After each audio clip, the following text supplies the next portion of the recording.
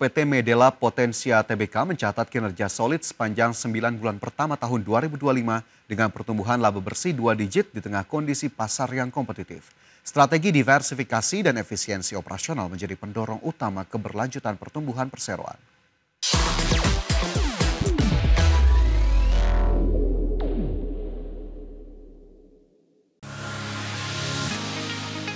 PT Medela Potensia Tbk atau MDLA mencatat kinerja solid sepanjang 9 bulan pertama tahun 2025 dengan pertumbuhan laba bersih 2 digit di tengah kondisi pasar yang kompetitif. Hingga September 2025, MDLA membukukan pendapatan sebesar Rp11,1 triliun atau tumbuh 2,8% dibandingkan periode sama tahun sebelumnya. Sementara laba bersih naik signifikan 16,3% menjadi Rp294 miliar. Laba kotor juga meningkat 5,6% menjadi Rp1,07 triliun didukung optimalisasi portofolio produk serta kontribusi positif dari berbagai prinsipal strategis. Direktur Utama MDLA, Kristianto Panji, mengatakan hal ini mencerminkan efektivitas strategi diversifikasi bisnis dan integrasi lintas entitas anak yang dijalankan secara berkelanjutan. Pertumbuhan kuat juga datang dari lini bisnis utama, termasuk sektor manufaktur alat kesehatan yang dijalankan anak usaha PT Deka Matrix Medica atau DMM. Unit usaha ini berhasil mencatat ekspor perdana ke Timor Leste dan Kamboja, menjadi langkah awal ekspansi ke pasar regional. Pada pasar digital, platform GPOS B2B mencatat pertumbuhan penjualan 10% dengan peningkatan cakupan distribusi 22%. Sementara GoPotik tumbuh 31% dalam pendapatan dan mencatat lonjakan pelanggan hingga 34%. Dalam segmen distribusi, anak usaha PT Anugrah Argon Medica atau AAM memperluas jaringan kemitraan dengan menambah 4 prinsipal baru di kategori consumer health dan alat kesehatan. Langkah ini memperkuat posisi AAM sebagai mitra distribusi utama bagi produsen farmasi dan alat kesehatan nasional maupun global. Di sisi lain, MDLA juga meraih sejumlah penghargaan ESG, termasuk predikat Top GRC 4-Star dan The Most Commit GRC Leader 2025. Menurut Kristianto, pencapaian ini menjadi bukti komitmen MDLA dalam membangun tata kelola yang kuat, tangguh, dan berorientasi pada keberlanjutan untuk mempertahankan momentum positif hingga akhir tahun. Berbagai sumber untuk iDirectional. PT Pyridam Pharma Tbk, perusahaan farmasi yang kerap disebut PIFA, melaporkan momentum positif di kuartal-kuartal terbaru dan menegaskan komitmen ekspansi global untuk meningkatkan pendapatan di sisa tahun 2025. Peninjauan ini menyorot faktor pendorong, tantangan, serta strategi perusahaan dalam menghadapi dinamika pasar obat dan kesehatan. Pertumbuhan pendapatan Pyridam Pharma didorong oleh konsolidasi operasional penuh serta integrasi strategis dengan Probiotik Australia yang telah mulai beroperasi sejak November 2025. Langkah ini diharapkan meningkatkan utilitas pabrik utama dan memperluas jangkauan produk PFA di pasar regional. Analis menilai ekspansi ini bisa memperkuat lini produk serta efisiensi lini produksi, meski profitabilitas masih dipengaruhi biaya input dan volatilitas mata uang. Selain itu, PFA turut menegaskan fokus pada segmen kesehatan dan kecantikan melalui brand PFA Health dan PFA Beauty untuk memperluas pasar di Asia Pasifik. Rencana inovasi obat melalui R&D berbasis di dalam grup juga diharapkan menambah portofolio produk yang kompetitif. Namun dinamika harga bahan baku dan tekanan biaya operasional tetap menjadi tantangan utama bagi margin sepanjang sisa tahun. Dalam laporan keuangan terkait 2024 dan kuartalan 2025, Pyridam Pharma menunjukkan tren kenaikan pendapatan yang signifikan berkat ekspansi dan efisiensi, meski beban keuangan juga menunjukkan dinamika yang perlu diwaspadai. Perusahaan menargetkan pertumbuhan pendapatan berkelanjutan serta menjaga likuiditas melalui pengelolaan neraca yang prudent. Investor disarankan memantau perkembangan kinerja kuartal berikutnya dan respon pasar terhadap inisiatif ekspansi. Kebijakan fiskal, kondisi suku bunga, serta perkembangan regulasi farmasi domestik dan ekspor menjadi faktor pengaruh utama terhadap kinerja PFA. Otoritas pasar juga mendorong transparansi pelaporan peluang dan risiko, serta investor perlu menilai paparan PFA terhadap faktor makroekonomi global. Berbagai sumber untuk iDirectional. Menghadapi kuartal akhir tahun, PT Austindo Nusantara Jaya Tbk menunjukkan perbaikan kinerja yang signifikan pasca akuisisi pengendali baru serta peningkatan produksi. Laporan awal menunjukkan tren laba yang melonjak dan pendapatan yang kembali menunjukkan pertumbuhan meskipun tantangan biaya operasional dan volatilitas pasar tetap perlu diwaspadai. Kinerja ANJT sepanjang 9 bulan pertama 2025 menunjukkan peningkatan laba bersih yang sangat signifikan sejak di bawah kendali baru First Resources Limited. Laba bersih mencapai angka yang melonjak ratusan persen dibanding periode yang sama tahun sebelumnya.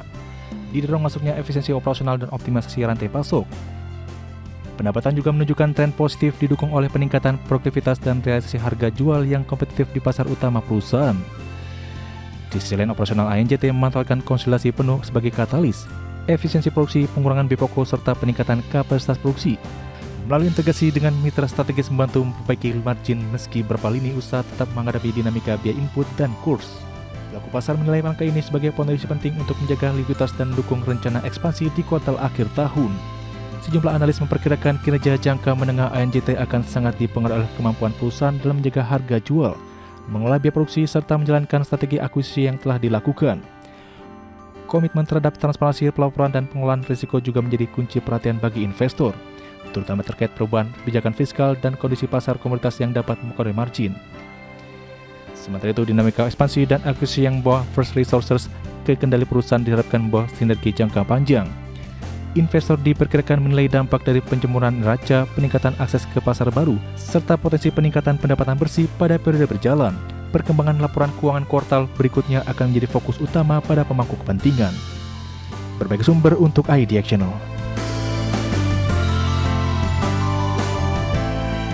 Ya, di tengah kepastian penyelesaian utang proyek kereta cepat Jakarta-Bandung, Komisi Pemberantasan Korupsi memastikan penyelidikan dugaan markup kereta cepat Jakarta-Bandung tetap berjalan.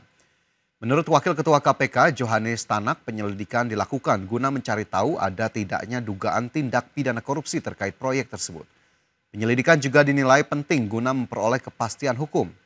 Tanak meyakini Presiden Prabowo akan legowo menerima jika ditemukan dugaan tindak pidana korupsi dalam mega proyek tersebut. Sebab pemberantasan korupsi menjadi salah satu program unggulan Prabowo. Ada tidaknya suatu perbuatan tindak pidana korupsi, ya kan? Kalau tidak ada ya selesai. Kalau ada ya kita juga bisa sampaikan kepada Presiden ini ada perbuatan yang dikualifikasi sebagai tindak pidana korupsi. Ketika ada tentunya Presiden juga akan menerima karena beliau sudah mengamanatkan dalam asta cita ketujuhnya tentang pemberantasan tindak pidana korupsi. Jadi kalau memang hasil penyelidikan memang terindikasi cukup bukti. Pemerintah terus mendorong percepatan pertumbuhan ekonomi melalui investasi dan hilirisasi industri. Pemerintah terus membahas langkah-langkah konkret agar proyek-proyek strategis tak sekedar jadi wacana. Menteri Investasi dan Hilirisasi Rosan Roslani mengungkapkan Presiden Prabowo Subianto memberikan sinyal kuat untuk mempercepat pelaksanaan 18 proyek hilirisasi strategis, terutama yang telah melewati tahap prastudi kelayakan. Rosan juga melaporkan tidak ada masalah pendanaan untuk 18 proyek hilirisasi strategis yang dicanangkan berjalan pada 2026 mendatang. Rosan menegaskan pendanaan proyek hilirisasi dalam kondisi kuat dengan dukungan investor dan perbankan luar negeri. Meski demikian, Rosan menjelaskan Danantara masih terus mengkaji seluruh aspek untuk masing-masing proyek hilirisasi. Adapun evaluasi terhadap proyek hilirisasi telah dilakukan secara komprehensif, meliputi aspek finansial, legal, administrasi, dan teknologi. Kalau misalnya udah ada yang, misalnya dari 18, sudah ada yang berapa yang sudah oke, baik secara financial, secara legal, administrasi, teknologi sudah oke, itu bisa segera dijalankan. Kemudian bagaimana juga untuk pendanaannya, kita bicarakan juga struktur pendanaannya seperti apa. Kemudian peran Danantara itu seperti bagaimana. Jadi itu sih yang secara garis besar kita bicarakan, karena kebetulan kita juga mendapatkan kepercayaan juga dari para investor, kemudian juga dari para perbankan luar. Menteri Energi dan Sumber Daya Mineral Bahlil Lahadalia mengungkapkan seluruh proyek hilirisasi sektor strategis diharapkan dapat ditindaklanjuti dengan kegiatan lapangan mulai 2026 mendatang. Menurut Bahlil, 18 hilirisasi strategis membutuhkan investasi hingga 600 triliun rupiah. Bahlil mengungkapkan proyek hilirisasi mencakup sektor perikanan, pertanian hingga sektor energi termasuk mineral batu bara. Salah satunya adalah proyek hilirisasi batu bara menjadi dimethyl ether atau DME sebagai substitusi LPG. Bahlil menyebut konsumsi LPG di Indonesia diperkirakan mencapai hampir 10 juta ton pada tahun 2026. Sehingga percepatan hilirisasi dinilai perlu untuk memenuhi permintaan dalam negeri dan menciptakan lapangan kerja. Hilirisasi ini baik di sektor perikanan, kemudian di sektor pertanian, dan di sektor energi dan mineral batubara. Tujuannya apa?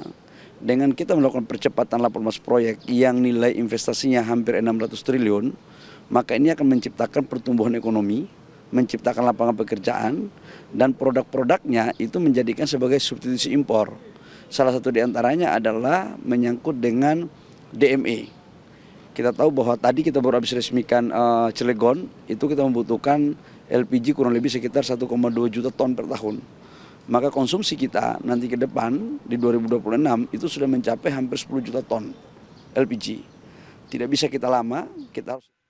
Kementerian Kelautan dan Perikanan kembali melepas ekspor udang ke Amerika Serikat pasca temuan kontaminasi cesium 137 pada produk udang Indonesia. Produk udang sebanyak 7 kontainer senilai 20,37 miliar rupiah itu telah memenuhi prosedur dan persyaratan sesuai ketentuan Yellow List dari negeri Paman Sam. Kepala Badan Mutu Hasil Kelautan dan Perikanan KKP Ishartini menyebut ekspor udang ke Amerika Serikat kembali dibuka setelah sempat terhenti akibat adanya temuan kontaminasi cesium 137 pada produk udang Indonesia. Sebanyak 7 kontainer produk udang asal Indonesia dengan volume 106 ton senilai 1,22 juta dolar Amerika Serikat atau sekitar 20,37 miliar rupiah telah memenuhi prosedur dan persyaratan sesuai ketentuan Yellow List dari negeri Paman Sam tersebut. KKP akan terus mengekspor udang Indonesia yang telah memenuhi syarat ke Amerika Serikat yang berpotensi mencapai lebih dari 200 kontainer pada bulan November ini. Kita sudah bisa lakukan ekspor perdana sehingga udang kita masih bisa udang kita sudah bisa kembali bisa masuk ke pasar Amerika. Ya, lakukan sampling dan mudah-mudahan ini kita lancar terus ya. Kita sudah selesai SOP, sudah selesai semua, tinggal kita sekarang bergerak untuk melancarkan lagi ekspor kita. KKP optimis kedepannya produk udang Indonesia akan kembali memenuhi pasar Amerika Serikat. Pasalnya permintaan atas akan komunitas udang Indonesia di Amerika Serikat masih besar. Dari Jakarta, Reniston Sanjaya, Tim Liputan IDXtional.